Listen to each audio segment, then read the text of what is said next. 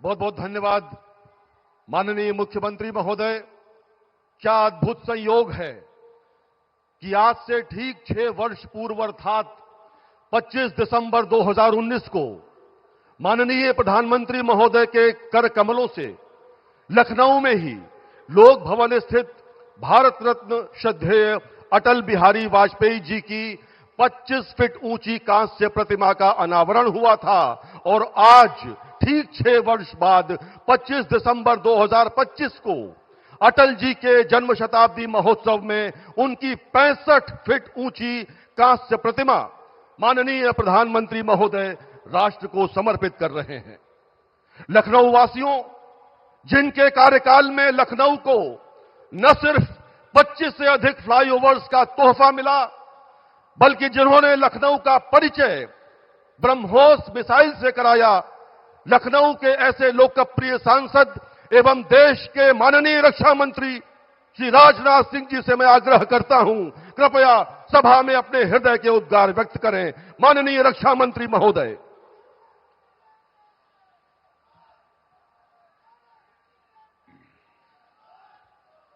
बोलिए, भारत माता की।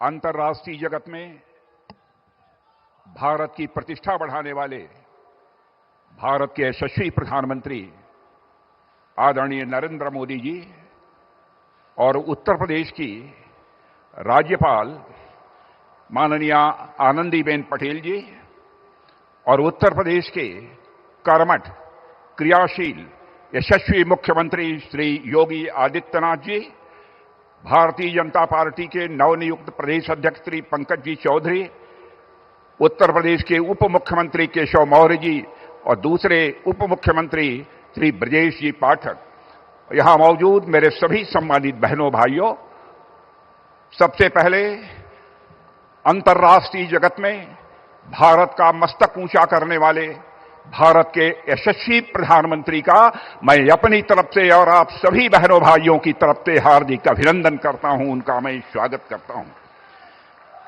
बहनों भाइयों, आपको यह जानकर अत्यंत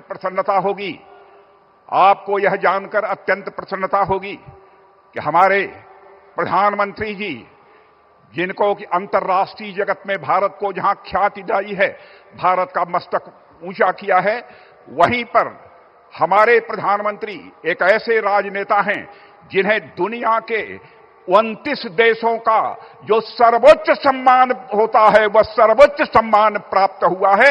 अकेले यह ऐसे नेता हैं। ऐसे प्रधानमंत्री जी का मैं पुनः एक बार अपनी तरफ से हार्दिक अभिनंदन करता हूं, स्वागत करता हूं।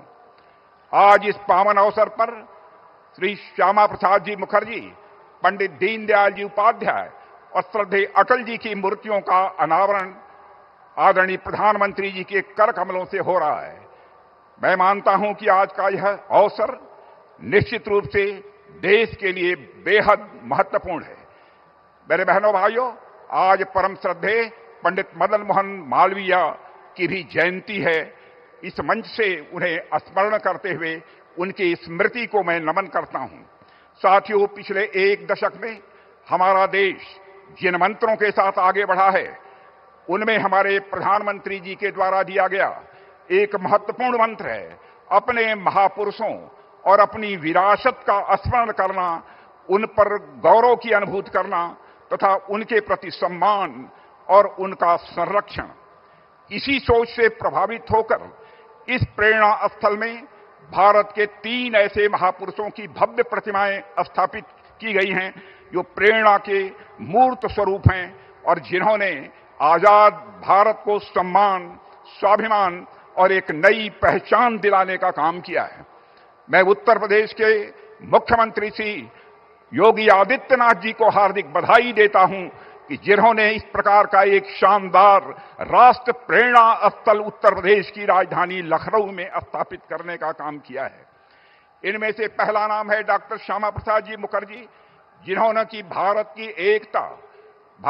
एकता और अखंडता को सुनिश्चित करने के लिए लंबा संघर्ष किया था और साथ ही एकता और अखंडता को सुनिश्चित करने के लिए जम्मू कश्मीर जिसको धारा 370 के तहत एक विशेष अधिकार प्राप्त था, विशेष दर्जा प्राप्त किया था, उस धारा 370 को समाप्त करने के लिए अपना प्राणों का बलिदान देने का काम किया था। उनके उस संकल्प को भी आजाद भारत में पूरा करने का काम यदि किसी ने किया है तो हमारे प्रधानमंत्री आदरणीय नरेंद्र मोदी जी ने किया है। मेरे बहनों भाइयों, आजाद भारत में यदि हमारे सामने सबसे बड़ी दार्शनिक अवधारणा एकात्म मानववाद और अंत्योदय, इसका विचार प्रस्तुत करने का काम किसी ने किया है तो पंडित दीनदयाल जी उपाध्याय ने किया है।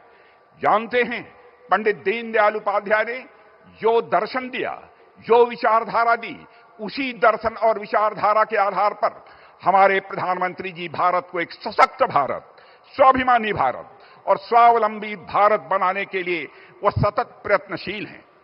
पंडित दीनदयाल जी उपाध्याय का मानना था, व्यक्ति केवल धन प्राप्त करने से सुखी नहीं हो सकता है। व्यक्ति को धन के साथ उसके मन के अंदर की सबसे प्रखर भावना होती है मान, सम्मान, स्वाभिमान, उसकी भी चिंता की जानी चाहिए। और तन, मन, बुद्धि, हर व्यक्ति शिक्षित होना चाहिए, हर व्यक्ति ज्ञानी होना चाहिए और साथ ही साथ आत्मा के सुख के लिए भी परमात्मा का भी वह स्मरण करे, परमात्मा के साथ अपना तादात्म्य स्थापित करे। यह पंडित दीनदयाल उपाध्याय की एक सोच थी। यानी हर तन के सुख के लिए धन धान चाहिए, मन के सुख के लिए मान, सम्मान, स्वाभिमान चाहिए, बुद्धि के सुख के लिए ज्ञान चाहिए और आत्मा के सुख के लिए भगवान चाहिए। यह पंडित दीनदयाल जी उपाध्याय के दर्शन का यह सार है। मेरे बहनों भाइयों, आज हमारे प्रधानमंत्री मोदी जी के नेतृत्व में जब एनडीए सरकार गरीब कल्याण के प्रति अपनी प्रतिबद्धता को पूरे देश के समक्ष अभिव्यक्त कर रही है तो उसके पीछे जो व्यक्ति हमारी प्रेरणा हैं वह हैं पंडित दीनदयाल जी उपाध्याय। आज उनकी भी यहां पर भव्य प्रतिमा लगाई गई है। भारत के पूर्व प्रधानमंत्री अटल बिहारी वाजपेयी का किसी से परिचय कराने की आवश्यकता नहीं है। लखनऊ संसदीय निर्वाचन क्षेत्र के लोग उनसे कितने घुले मिले थे इसके भी बताने की कोई आवश्यकता नहीं है। उनका विनोदी स्वभाव, इससे भी हम सभी अच्छी तरह परिचित हैं। मैं एक घटना की चर्चा करना चाहूंगा। पाकिस्तान के दौरे पर गए थे, उनके भाषण से प्रभावित होकर एक पाकिस्तान की महिला पत्रकार ने कहा कि मैं आपसे शादी करने के लिए तैयार हूं, लेकिन इसके एवज में यदि आप जम्मू कश्मीर पाकिस्तान के हवाले कर दें। तो अटल जी ने मुस्कुराते हुए यह जवाब दिया था कि मैडम, मैं आपके साथ शादी करने के लिए तैयार हूं, लेकिन आप भी वचन दीजिए इसके एवज में हमको पाकिस्तान दहेज के रूप में प्राप्त होगा। यह ऐसा एक विनोदी स्वभाव श्रद्धेय अटल बिहारी वाजपेयी जी का था। भारतीय राजनीति, समाज और संस्कृति के विकास में जो अटल जी का योगदान रहा है, मेरे बहनों भाइयों, आप सब जानते हैं, वह अतुलनीय है। आज मोदी जी के नेतृत्व में भारत उसी राह पर विकास की नई बुलंदियों की तरफ तेजी से आगे बढ़ रहा है। आज आपको जानकर यह खुशी होगी, भारत में महंगाई की दर आजाद भारत के इतिहास में पहली बार 1% से नीचे गई है। मेरे बहनों भाइयों, इसके लिए प्रधानमंत्री जी का तालियां बजाकर अभिनंदन किया जाना चाहिए, स्वागत किया जाना चाहिए। 8% से अधिक की विकास दर भारतवासियों को देखने को मिल रही है तो प्रधानमंत्री नरेंद्र मोदी जी के शासनकाल में देखने को मिल रही है। अंतर्राष्ट्रीय जगत में हमारे प्रधानमंत्री ने भारत की प्रतिष्ठा को बढ़ाया है, भारत के मस्तक को उन्होंने ऊंचा किया है। पहले भारत के बारे में जो धारणा थी, बहनों भाइयों, आज वह धारणा अंतर्राष्ट्रीय जगत में वह बदल गई है। अंतर्राष्ट्रीय मंचों पर भारत पहले कुछ बोलता था तो भारत की बातों को जिस गंभीरता पूर्वक लिया जाना चाहिए नहीं लिया जाता था, लेकिन आज हमारे प्रधानमंत्री के नेतृत्व में जब भारत अंतर्राष्ट्रीय मंचों पर बोलता है, सारी दुनिया कान खोलकर सुनती है कि भारत बोल क्या रहा है। यह भारत की हैसियत सारी दुनिया में बनी है।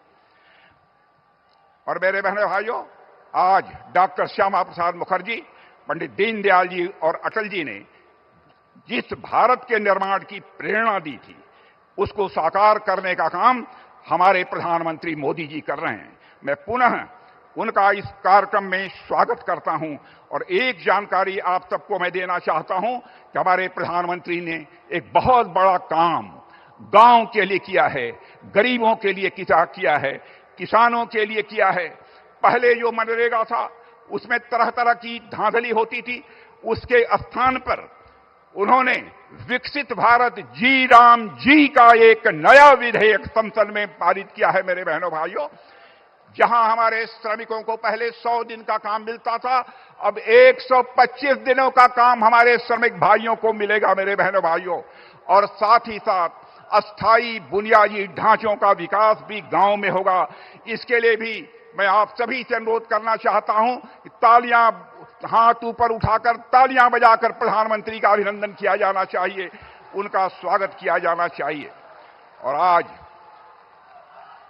यहीं पर अपनी बात समाप्त करने से पहले मैं भारत के प्रख्यात मूर्तिकार राम सुतार जी के प्रति भी अपनी श्रद्धांजलि अर्पित करता हूं। और साथ ही मंटू राम जी ने यहां पर जो 2 प्रतिमाएं बनाने का काम किया है, उनके प्रति भी अपना सम्मान व्यक्त करते हुए यहीं पर बहनों भाइयों मैं अपना निवेदन समाप्त करता हूं। आप सबको बहुत बहुत धन्यवाद।